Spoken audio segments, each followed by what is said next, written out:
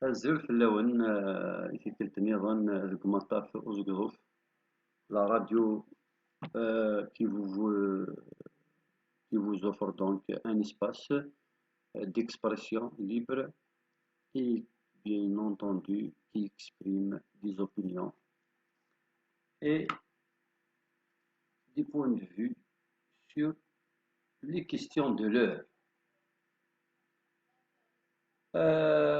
Donc à la veille du 5 juillet, mais qui n'est pas comme les autres 5 juillet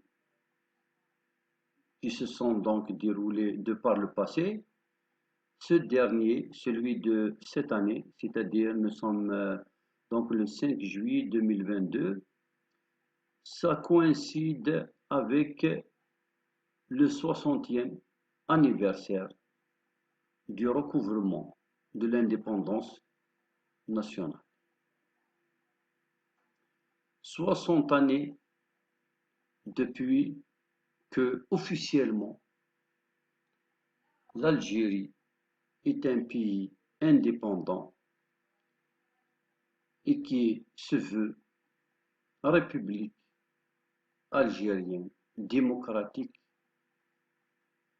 et populaire.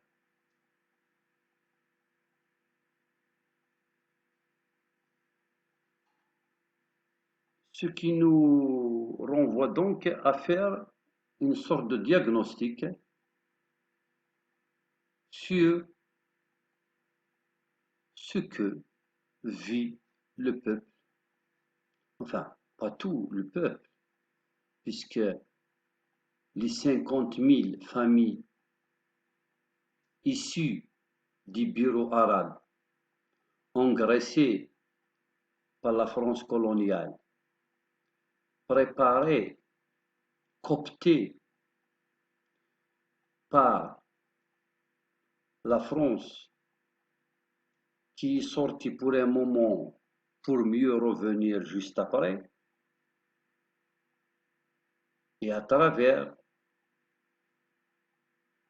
ses alliés naturels, puisqu'ils n'ont d'Algérien que le nom, elle a donc réussi à rester malgré l'indépendance officielle.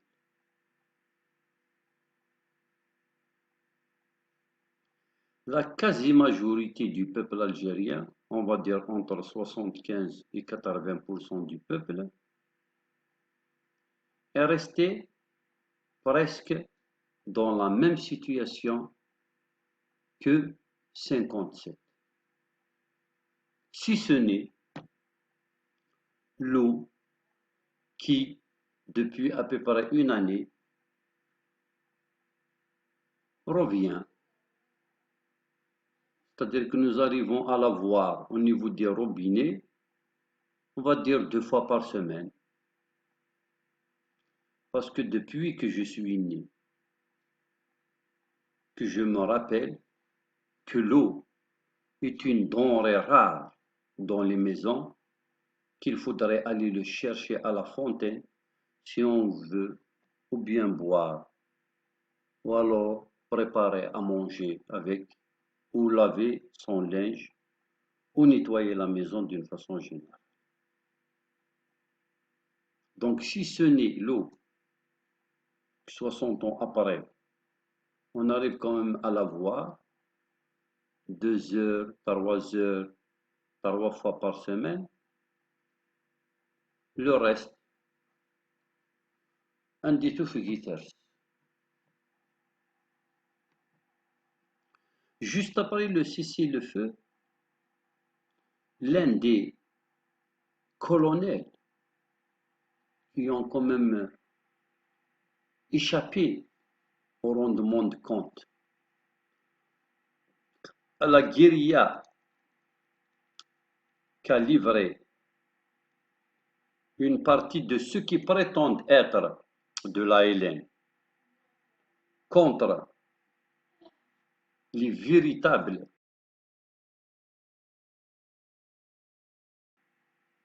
artisans de la révolution algérienne, à savoir le colonel Mohamed Ould Hadj, qui a eu l'honneur et le privilège, et avec ça, il a marqué l'histoire.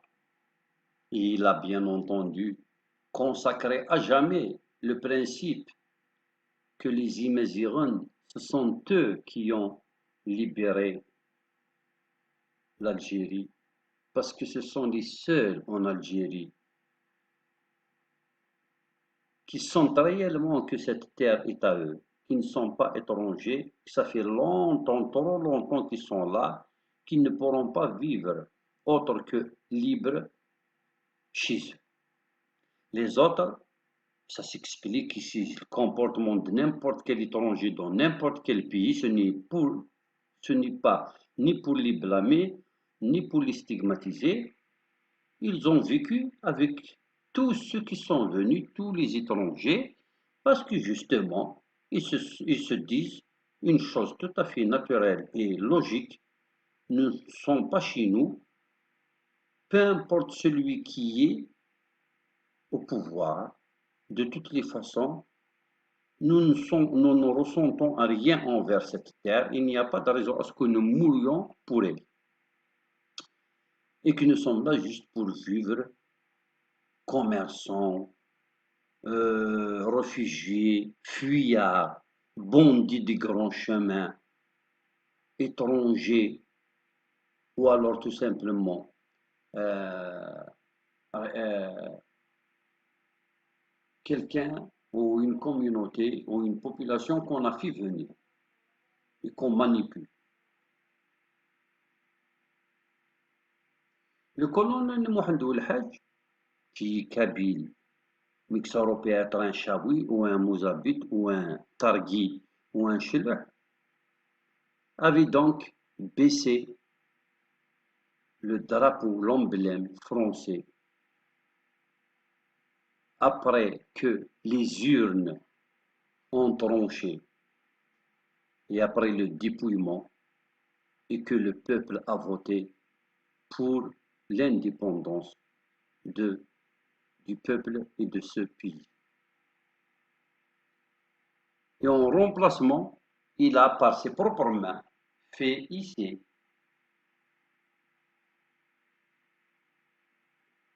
le drapeau algérien,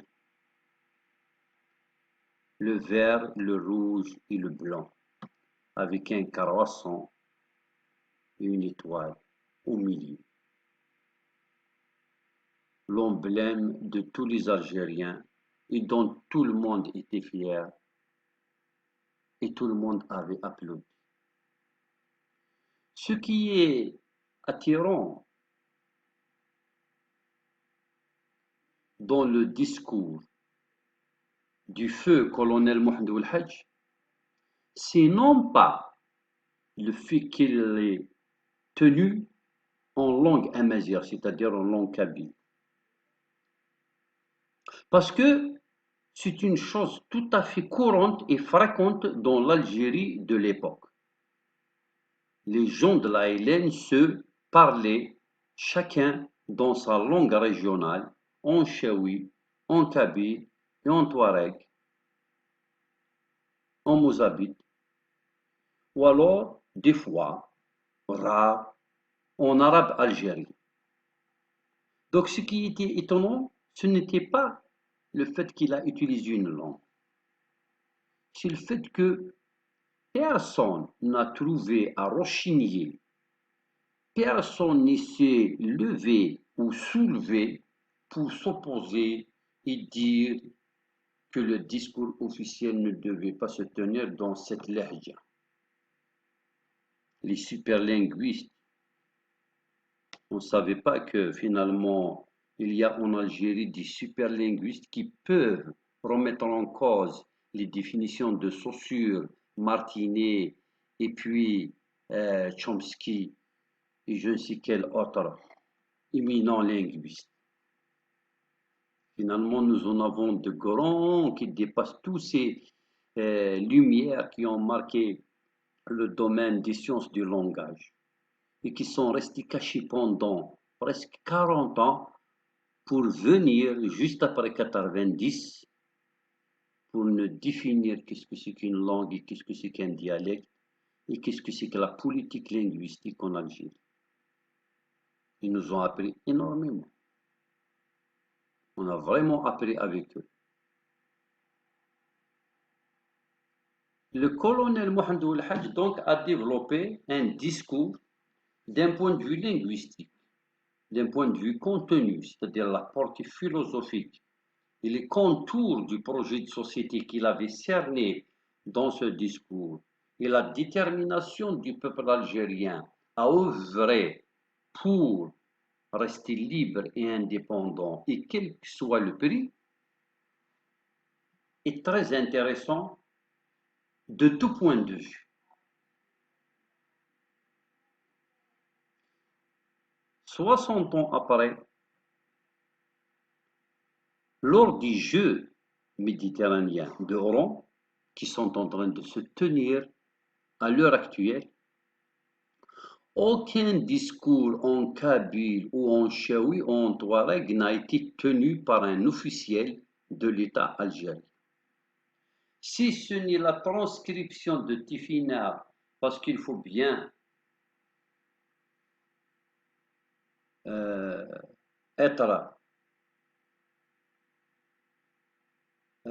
comment dirais-je, à la mode, et il faut bien rentrer dans le populisme ambiant, sinon aucun des organisateurs ou des voix autorisées de l'État n'avait parlé en amazigh pour dire qu'un pays amazigh a abrité les Jeux méditerranéens. Alors que justement, l'ancêtre des Amazirs, Juba II, et puis beaucoup d'autres, avant la naissance du Christ, c'est-à-dire avant que la civilisation judéo-chrétienne commençait à écrire, à compter. Ils obtenaient déjà au javelot, à la lutte, à la nage, ou à la lance et beaucoup d'autres disciplines, des médailles d'or dans les Jeux olympiques d'Athènes. C'était la Berbérie antique. Dans les Jeux méditerranéens d'Oran, ni dans l'inauguration, ni dans les festivités d'ouverture, on a fait allusion à tout ce prestigieux passé numide qu'a connu l'Afrique du Nord. 60 ans après, le colonel Amirouche Ben Ramdan El-Houess Lotfi. Je voudrais bien d'ailleurs retrouver une personnalité de la Hélène qui a participé d'une façon active et avec détermination, dont la majorité sont morts sur le champ de bataille ou à l'horizon étaient assassinés par par ceux que tout le monde appelle le groupe de Oujda. Je voudrais bien trouver quelqu'un qui est autre que Kabyle, algérois, donc fils de Mizrana, Chaoui, Mozabite, Chleuh, Touareg. Je voudrais bien trouver, si ce n'est les quelques autres Européens qui, pour des convictions idéologiques, parce que des idéologies humanistes, ils avaient donc rejoint la révolution algérienne, parce que la mode à l'époque, c'était la libération du peuple. Et c'est vrai que ça a été un apport considérable pour les lions du Djebel, parce que ce n'est pas avec une simple boune de rien qu'on pourrait combattre la troisième puissance mondiale en armes, en intelligence, en diplomatie et en implantation au niveau mondial. 60 ans après,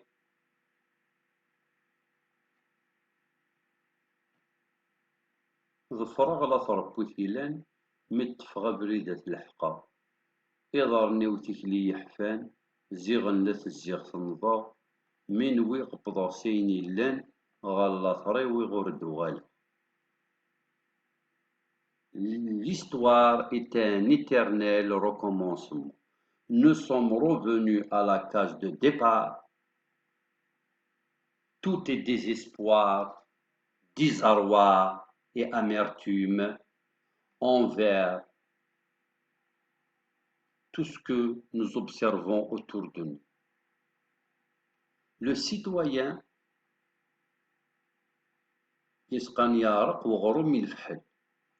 le citoyen, le véritable, celui qui refuse le marchandage, la trahison, la langue de bois, la falsification et le double langage,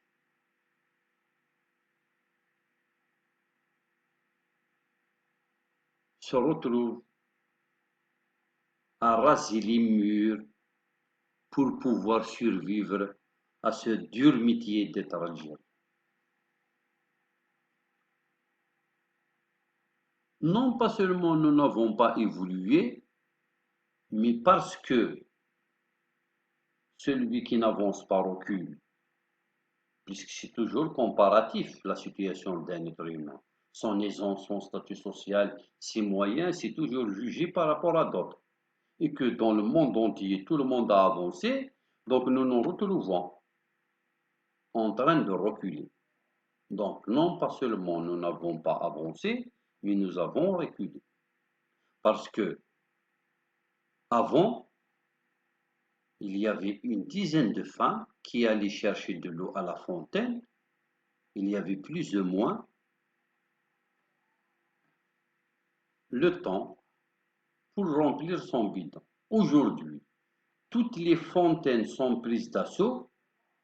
Il y a des chaînes interminables pour pouvoir récupérer un petit bidon. Il faudrait donc être véhiculé, il faut avoir le temps, et puis bien entendu, il faut avoir les bras. Parce que des petites bagarres se déclarent. Et nous sommes le 5 juillet 2022 et nous sommes sur une terre plus ou moins dont le climat est plus ou moins tempéré. Nous sommes dans la bande verte du nord de l'Afrique du Nord. Et puis, nous dormons sur le plus grand océan d'eau douce au monde. Et puis, surtout, nous n'avons que 45 millions d'habitants. C'est très, très, très peu par rapport à toutes ces conditions climatiques, le relief, la superficie du pays, la puissance pétrolière, les ressources, etc., etc. Je parle de l'eau et j'insiste parce que l'eau, c'est vraiment la dernière denrée dont nous pouvons être privés. Parce qu'on peut effectivement considérer comme étant la semoule, l'huile, les vacances, le sucre, les habits, fêter ou célébrer telle ou telle fête, qu'elle soit religieuse ou nationale ou politique ou rituelle, relèverait d'un luxe. Mais l'eau dans le robinet, c'est vraiment le minimum. Le pain. Le pain en Algérie,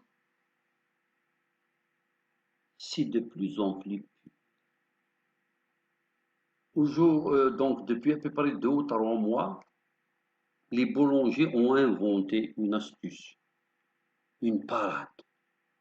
Mais c'est clair que c'est très réfléchi par des officines et que c'est toute l'oligarchie qui est derrière. Ils te font du pain à 10 dinars pendant 2 à 3 heures le matin. Donc il faut être retraité, il faut être chômeur, il faut être dans l'oligarchie, c'est-à-dire que tu ne travailles pas, mais il y a les magasins, les ruelles, les biens qui te font rentrer de l'argent, tu n'es pas obligé, tu as donc des serviteurs. Mais c'est pour ça que tu es libre pour justement te rendre chez le boulanger ou chez l'épicier pour 2 sachets de lait pendant les 3 premières heures du matin, donc de la journée. 8h, 9h, 10h jusqu'à 11h. À partir de 7 heures, il n'y a plus de pain à 10 dinars et il y a le pain soi-disant amélioré à 20 dinars, à 30 dinars. C'est-à-dire que si tu veux acheter du pain à 10 dinars, tu es chômeur, retraité ou oligarque. Alors que la véritable force vive du pays, c'est cette classe moyenne, soi-disant moyenne, ce sont tous ces cadres qui se rendent au travail chaque matin, qui s'ils ne travaillent pas, il y a le chef, ou plutôt les chefs, qui les surveillent, qui les pointent. Tu ne t'es pas présenté à l'heure, on t'enlève la journée. Pour ce qui nous concerne dans l'enseignement, l'inspecteur est le chef, le directeur est le chef, la responsable de matière est le chef, le gardien c'est le chef, les parents d'élèves surtout c'est les chefs, et puis l'agent de la direction de l'éducation surtout, quand tu es quelqu'un d'opiniâtre, que tu touches à la chose politique, et que tu as une grande gueule, que tu commentes tout, que tu dénonces tout, donc tu as un chef supplémentaire, le super chef. C'est le téléphone, bien sûr. On appelle pour qu'on sache qu'est-ce qu'il dit, qu'est-ce qu'il fait, qu'est-ce qu'il est en train de, avec qui il parle et de quoi il parle.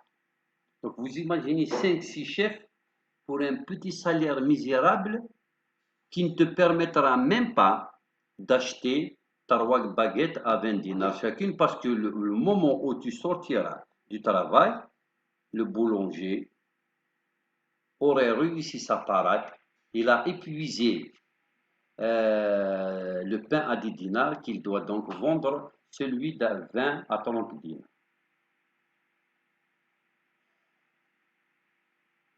60 ans après l'indépendance, s'offrir des vacances relève d'un luxe. D'ailleurs, les œuvres sociales, quand ils affichent des sorties en vacances des travailleurs, il faut être au 12e échelon, US, et pratiquement, il faut avoir de salaire pour pouvoir s'offrir des vacances, et pourtant proposées par les œuvres sociales, c'est-à-dire, comment dirais soutenu par ton propre argent, puisque qu'il est cette manne financière qui est influée et qui est reversée dans les œuvres sociales. C'est l'argent qu'on nous enlève de nos salaires. Et on se retrouve donc privé de pain, de lait, de vacances, de santé. Alors, cette histoire de santé, quel est le service qui fonctionne correctement dans les hôpitaux? On a pris un malade parce que je suis dans une association, on a pris un malade pour une EMG. Ça demande des aiguilles pour qu'il puisse, pour que le médecin, donc généralement un neurologue, mesurer ou prendre donc la force musculaire et son endurance ou sa résistance par rapport à des pressions. Donc il te fait comme ça des épreuves, il te, il te donne des appuis et puis avec les aiguilles qu'il t'implante un peu partout dans les articulations, il va mesurer avec un appareil électronique. Les hôpitaux, du moins à Tizi Ouzou, nous n'avons plus d'aiguilles. Et parce que tu ne peux pas les trouver dans les magasins de matériel paramédical. Je ne sais pas d'ailleurs pourquoi. Alors tu es obligé d'aller directement la faire, ce test,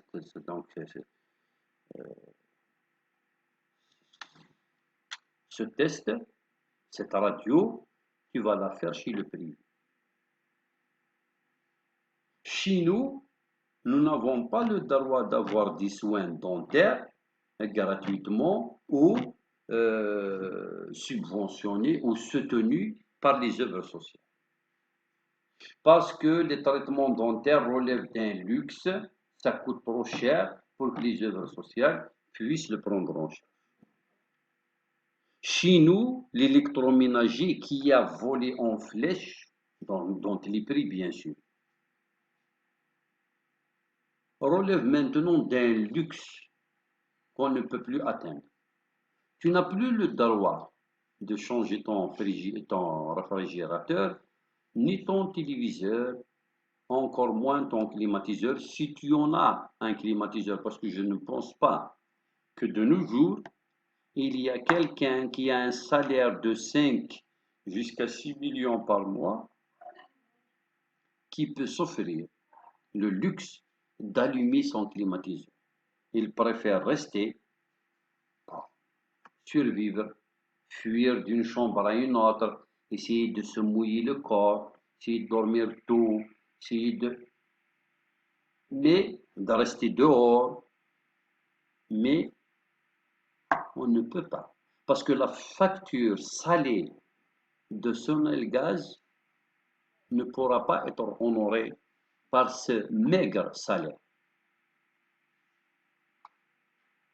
Alors quand on nous enlève la santé, quand on nous enlève les vacances et les moyens, le minimum du matériel électroménager, il te reste les 4 murs et tu voyages dans le temps. C'est-à-dire tu repars jusqu'aux années 57-55, quand il y avait à la maison que une jarre pleine d'eau, une autre jarre pleine d'huile d'olive et quelques figues sèches dans un couffin. Eux, au moins, ils avaient un bétail, un cheptel, quelques poules, une petite basse-cour, etc., qui leur permet de garantir une sorte de garde-manger dans les temps difficiles, qu'il soit estival, une période estivale ou une période hivernale. Nous, nous n'avons plus les choses modernes et on nous a fait détester, on nous a fait oublier les anciennes pratiques. Et nous sommes donc fi Muftarat al-Tariq, dans un carrefour sans identité culturelle, ni identité politique, ni identité économique, ni identité philosophique, ni identité religieuse. 60 ans après, le problème de la religion n'est pas encore réglé, et pourtant, c'est un problème qui ne devait même pas avoir lieu, c'est-à-dire même sa raison d'être a été inventée.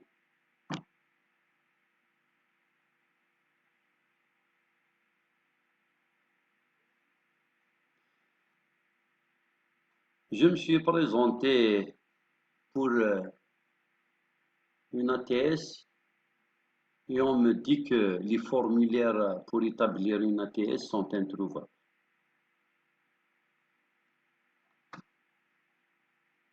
Et je suis allé m'offrir une puce pour téléphoner. On m'a dit que on ne peut plus la faire délivrer sur présentation d'un permis de conduire qui est jusque récemment une pièce d'identité valable.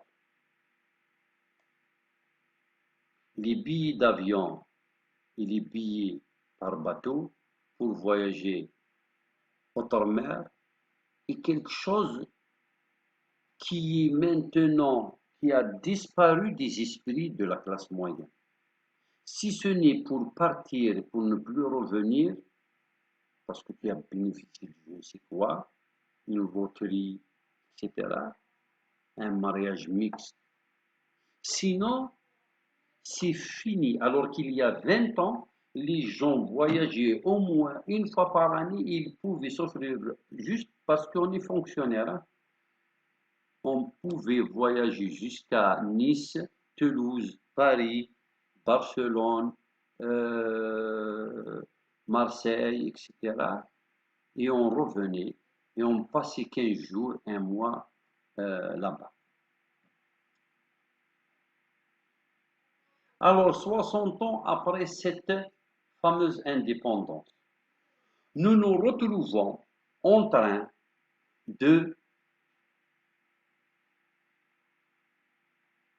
solliciter une faveur qui est celle de libérer les détenus d'opinion D'ailleurs, j'ai reçu un SMS le 20, je pense, le 20 juin, dans lequel on m'a dit, ton procès n'est plus au niveau du tribunal, il a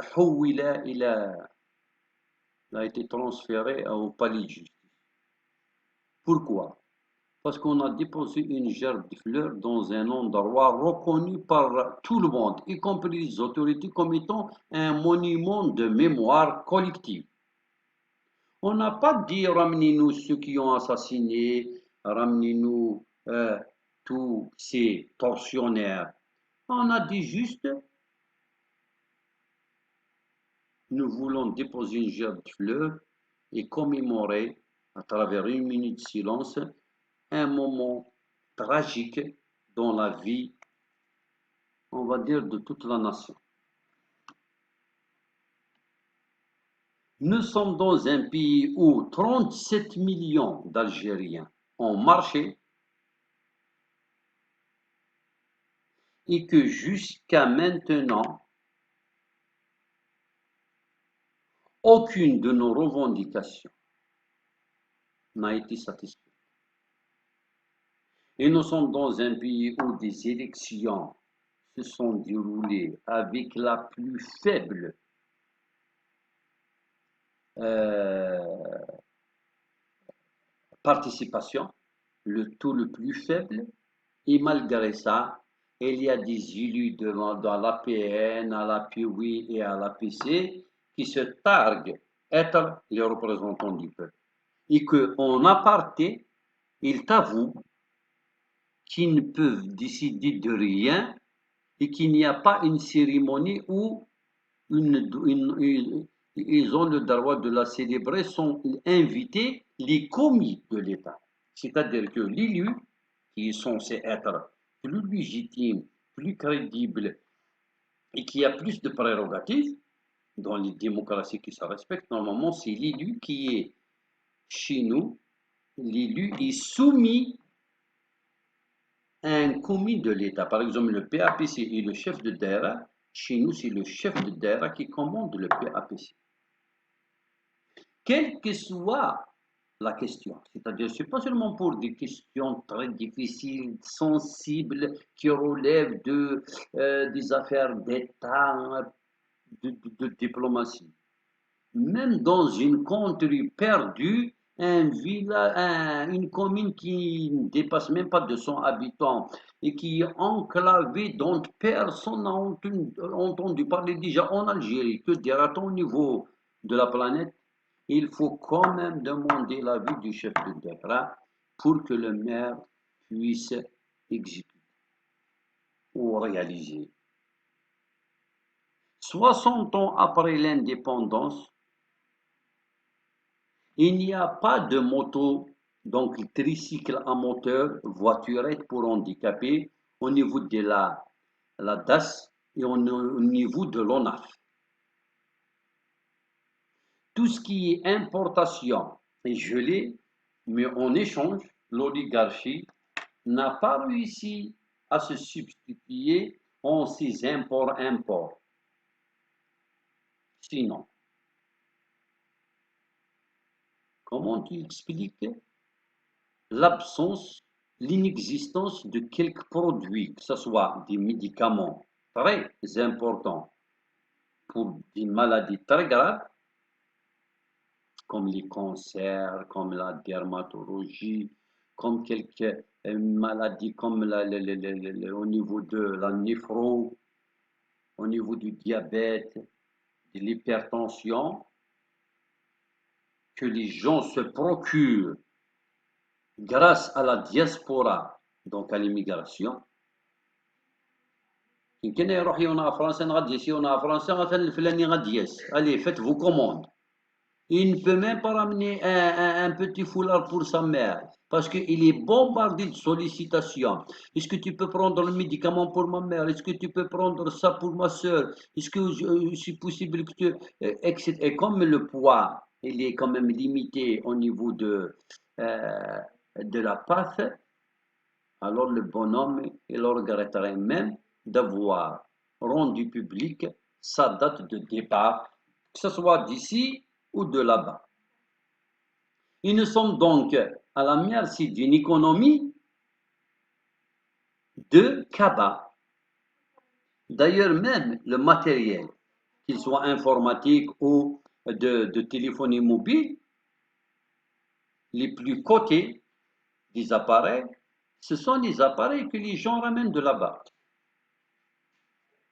60 ans après, l'État algérien n'a pas réussi à donner naissance à une assise économique, à une assise industrielle qui permet à un jeune bachelier ou un jeune licencié d'espérer un travail et donc de souhaiter rester dans son pays. Et invraisemblablement que cela puisse paraître, peut-être l'ironie du sort, pour que les Aban et les Ben Boulid continuent à se remuer dans leur tombe, parce que le cauchemar n'a pas l'intention de s'achever, les bacheliers et les universitaires souhaitent, font tout et réussissent en laissant des plumes, c'est-à-dire la mort dans l'âme, parce que ce n'est pas le patriotisme qui leur manque, à aller dans le pays, c'est-à-dire la France, par exemple, que leurs ancêtres ont combattu. Parce que pendant la guerre de libération, dans les montagnes, dans les maquis, les intellectuels et les maquisards de la Révolution se disent une chose, ils sont convaincus de ça. La France n'est pas venue pour civiliser les primitifs que nous sommes. Nous sommes beaucoup plus civilisés que l'Empire français. Ils sont juste venus pour nous voler nos richesses, nous domestiquer et nous réduire à l'esclavage. Ce qui est vrai d'ailleurs. Je ne peux pas rater cette occasion pour dire à la France coloniale que vous êtes la pire espèce que l'humanité a connue, que cette oligarchie qui nous fait endurer la sale vie,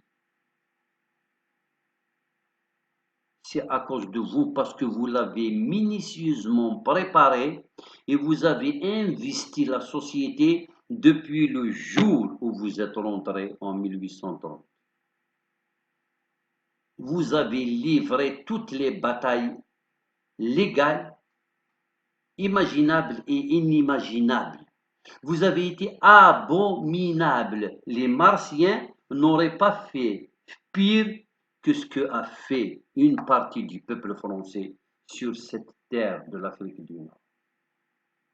Pour moi, les véritables opposants, ceux qui ont eu ou qui auront, à mon sens, le premier honneur, le plus grand des honneurs, ce sont les premiers qui vous ont combattu, c'est-à-dire les 30 années du 19e siècle. Ce que je ne sais pas pourquoi le pouvoir algérien a relégué en deuxième zone, voire en troisième zone, ce qu'on appelle communément les résistances populaires.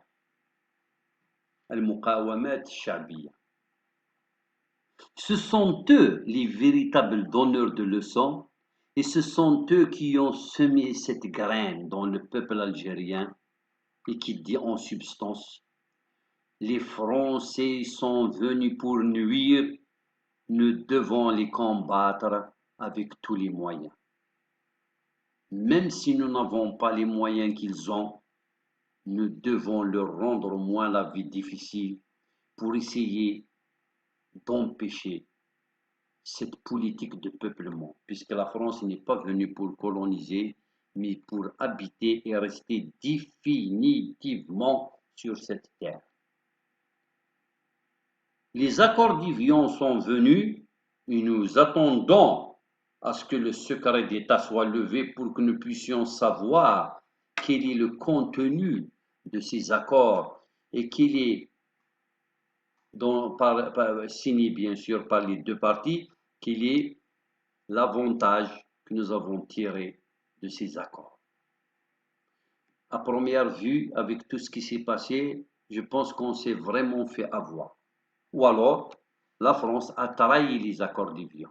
Ou alors, la contre-révolution, c'est-à-dire le groupe de Oujda, a concédé énormément de choses, mais pourtant qui ne figuraient pas dans les accords d'Évian, en échange que ce soit eux qui restent au pouvoir et que les communautés internationales où il y a quand même un peu de liberté quand ils veulent se taisent sur les assassinats crapuleux des géants de toutes les révolutions comme les Abban, les Kerim, les Ben Khadda et beaucoup d'autres.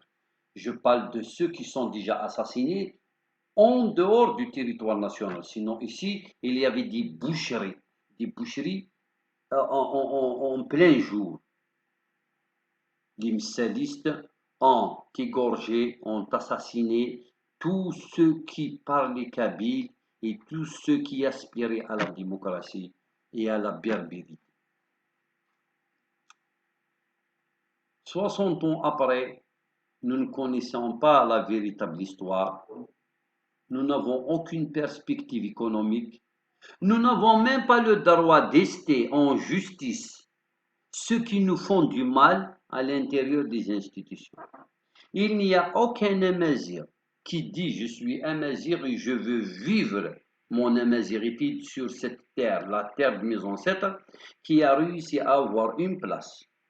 Bien sûr, grâce à son diplôme, mais en même temps, il te dit, moi je suis un Chaoui et vive le, le, le, ma langue et vive mon histoire. Impossible. Aucun Kabyle qui te dit je suis Kabyle, mais je suis euh, prêt à vivre ma Kabylie, quel que soit le pays. Jamais tu n'auras un poste de responsabilité. Il faudrait te soumettre à un dictat d'une caste, d'une oligarchie qui d'ailleurs a eu la malhonnêteté et la trahison, la bassesse de ne pas dire qu'il appartient à qui, qu'il aspire à quoi et qu'il veut parler quoi et il veut vivre comment. Ils n'ont même pas cette honnêteté. L'ère du socialisme, ils ont levé les mains. L'essentiel qu'il reste au pouvoir. Ils ont chanté la gauche à fond. Plus gauchiste que tu meurs. Et regarde ce qui reste de la gauche. Il n'y a aucune politique sociale.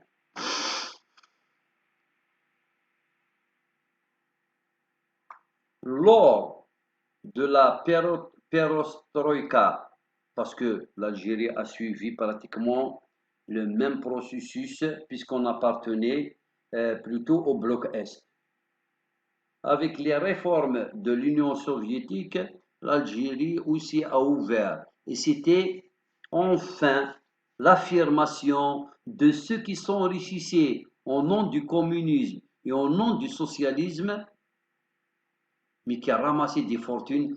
Enfin, ils pouvaient assumer leur fortune, qu'ils avaient donc déjà du temps du colonialisme, qu'ils ont soi-disant concédé sous la reine de Boumediene parce que c'était quand même la nationalisation. Et puis sous Chadli, tout le monde est revenu jusqu'à sa propre propriété parce que tout le monde a trahi. Je parle bien sûr de ces 50 000 familles qui n'ont jamais levé la main ni pris les armes contre la France. Bien au contraire, ils étaient les indicateurs parce que le teint, la religion et l'habit les font passer comme pour plutôt de simples Algériens. Ils ont très bien infiltré le tissu social. Ils savaient donc où se réunissaient les maquisards, qu'est-ce qu'ils se disaient, qu'est-ce qu'ils avaient planifié, qu'est-ce qu'ils ont l'intention de faire, ils sont à combien, ils sont de quelle région, ils sont de quelle famille. La France, c'est-à-dire les soldats de l'armée française coloniale, il lui est resté qu'à les ramasser un par un. Il y a même ceux qu'ils ont laissé activer, mais ils les connaissaient. Il fallait qu'ils fassent un certain nombre de choses parce que grâce à eux, ça leur permettrait, donc à la France coloniale, d'identifier d'autres qui sont restés à l'ombre, c'est-à-dire leurs complices, par exemple, dans l'intelligentsia, dans les institutions françaises, puisque c'était, il y avait quand même des complices européens et d'autres aussi, euh, qui étaient même si d'origine algérienne, mais qui étaient très bien installés dans les institutions, ils avaient des postes. Mais à un moment donné, ils voulaient aussi une Algérie, les algérianistes par exemple. Jusqu'à maintenant, nous ne savons rien de tous ces assassins. Alors comment voulez-vous aujourd'hui qu'un jeune fille ou garçon de 20 ans, 25 ans, 30 ans puisse se dire je suis prêt à vivre sur cette terre et que je ne partirai pas d'ici. L'omerta totale, l'opacité totale et depuis très longtemps. Emprisonnement de personnalités et esté en justice de simples militants, de simples hommes politiques qui ont consacré pourtant leur vie pour assumer leurs opinions. Il n'y a pas meilleur patriotisme que ça. Surtout si dans le sens de la construction d'un pays fort, démocratique et social. Le congrès de la Somme, c'est l'enterrement. Tu n'as pas le droit de célébrer le 20 août. Il peut être célébré par les officiels, la langue de bois. لكن سينا ونات بوتفليقة إما سماطو je te ما كاينش هنا أعاهدك je te donne ma parole d'honneur que les assassins de Matoub et la vérité sur l'assassinat de Matoub sera su pendant mon mandat. Parce que la langue de bois, le populisme, etc., l'essentiel, il va caresser dans le sens du poids.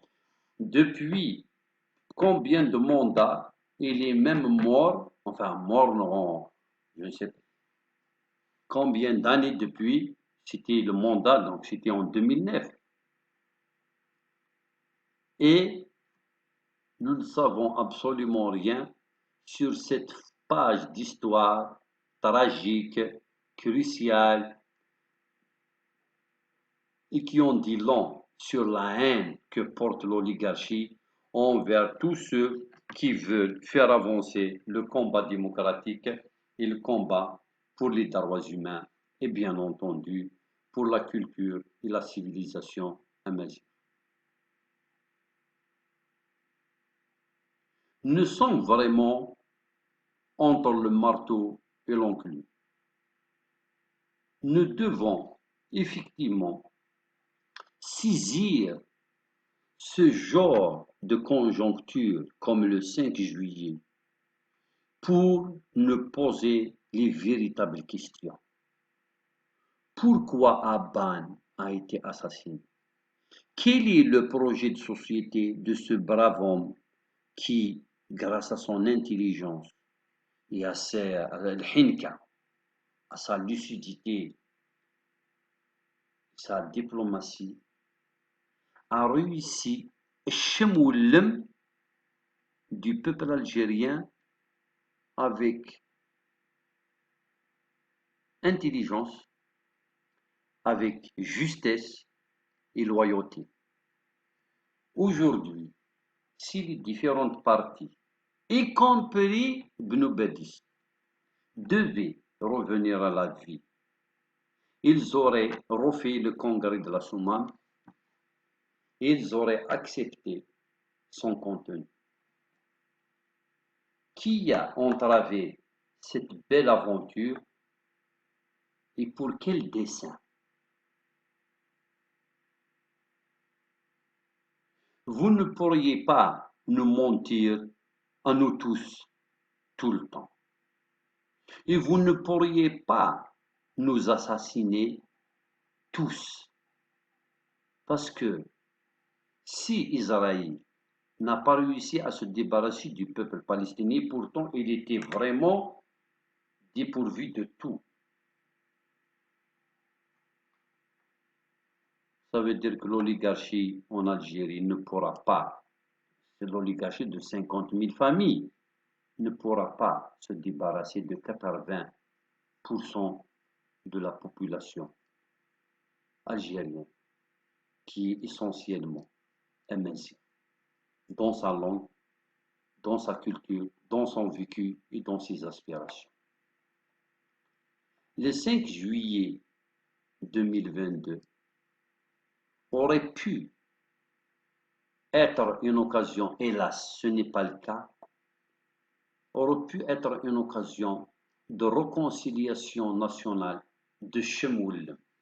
Dès les premières marches de ce que l'oligarchie appelle le Hirak, ils ont bien réussi d'ailleurs à imposer cette appellation très péjorative et insultante que nous appelons révolution ou insurrection citoyenne, parce que nous sommes comme des insurgés des, euh, des résistances populaires des premières années du colonialisme, de l'invasion coloniale française. Quand quelqu'un te prend tout, il te pourchasse, il te traque. Ici, des gens de la police politique. Qu'est-ce que tu fais à Tizi Ouzou? C'est-à-dire, avant, il y a 20 ans de ça, on nous disait qu'est-ce que vous faites à Alger? Allez, rentrez chez vous, allez marcher à Tizi Ouzou. 20 ans après, ils te disent allez, tu n'as qu'à aller célébrer le 20 avril à Fort National. Qu'est-ce que tu fais à Tizi Ouzou? Ils m'ont vu à Tizi Ouzou. Et pourtant, ce n'est pas de ma faute si l'État a choisi un fonctionnement jacobin et que dans les institutions sont toutes au niveau de la capitale ou du moins au niveau du chef-lieu de la wilaya. Ils sont obligés quand même d'avoir des papiers, d'aller crédibiliser cette oligarchie. Eh bien, parce que nous sommes synonymes de comportement politique, nous sommes vus comme les bergers voient un chacal ou un loup, on est donc traqué, suivi dans une filature des fois de plusieurs personnes pour voir où est-ce que nous allons, avec qui nous nous attablons et pour se dire quoi. Tellement il n'y a plus de citoyenneté, il n'y a plus de liberté d'expression.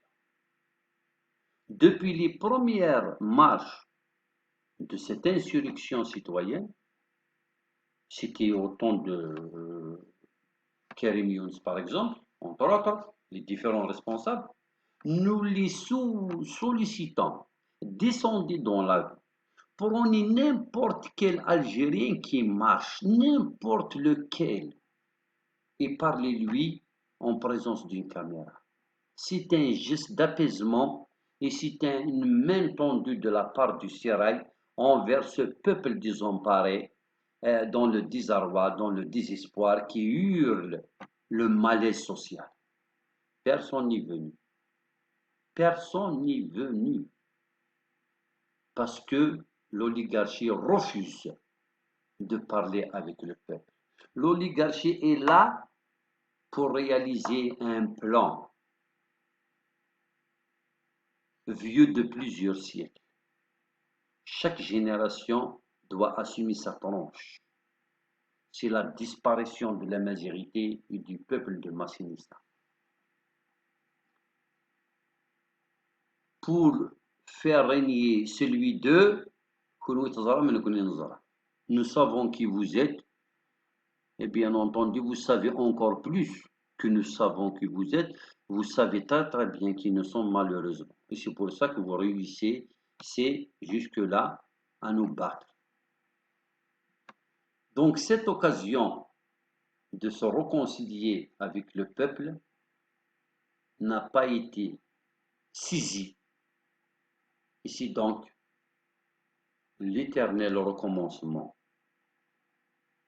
Moi, je préfère être optimiste et dire le peuple doit se prendre en charge en attendant que les représentants de l'oligarchie ou les voix autorisées de l'État algérien se rendent à l'évidence que sans le peuple, rien de périn ne peut se faire en dehors d'un discours clair, conséquent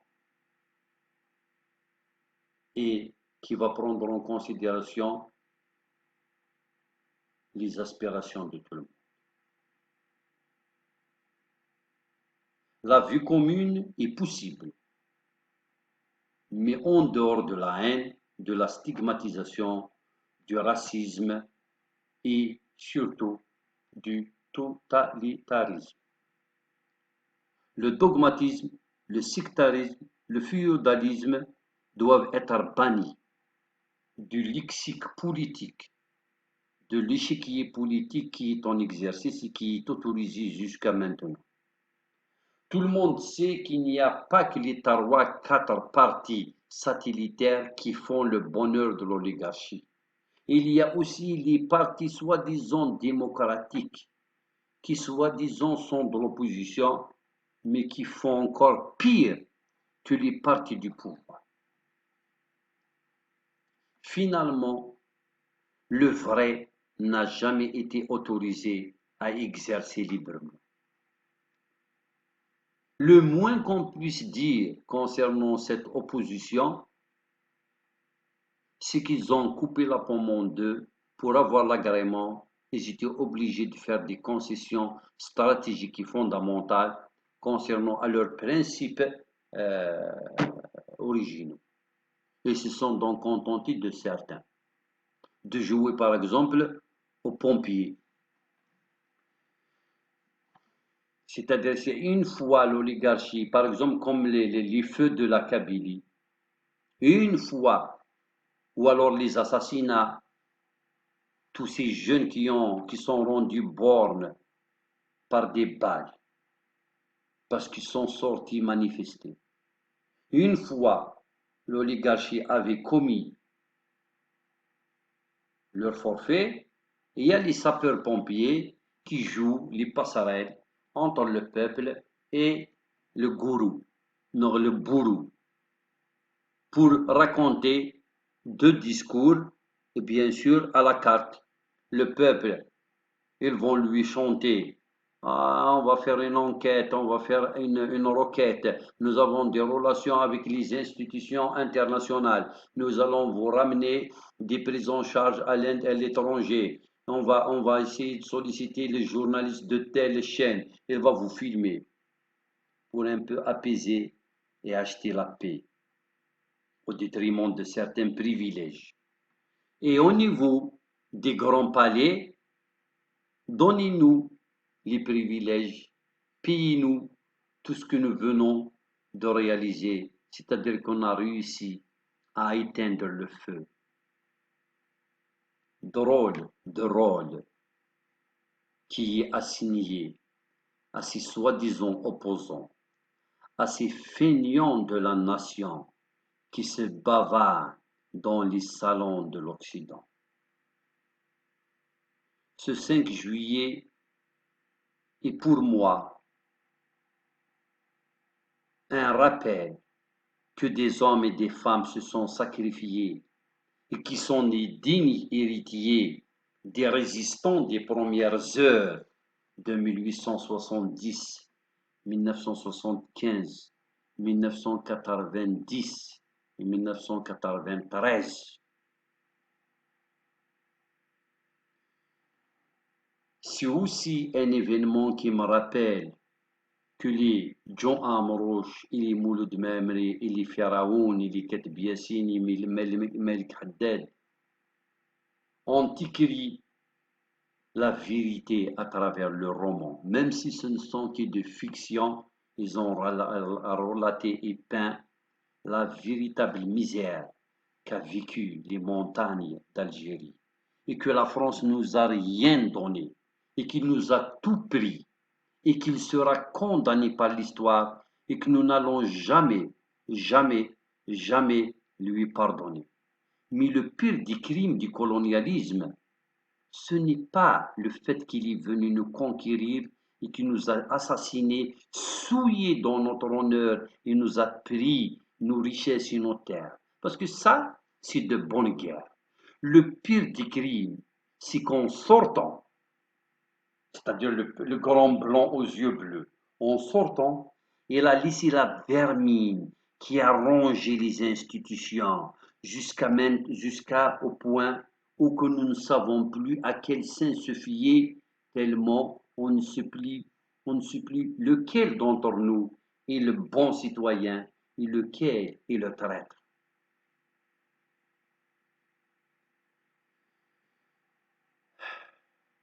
Heureux les martyrs qui n'ont rien vu. تنمية ونعطيكم الصحة.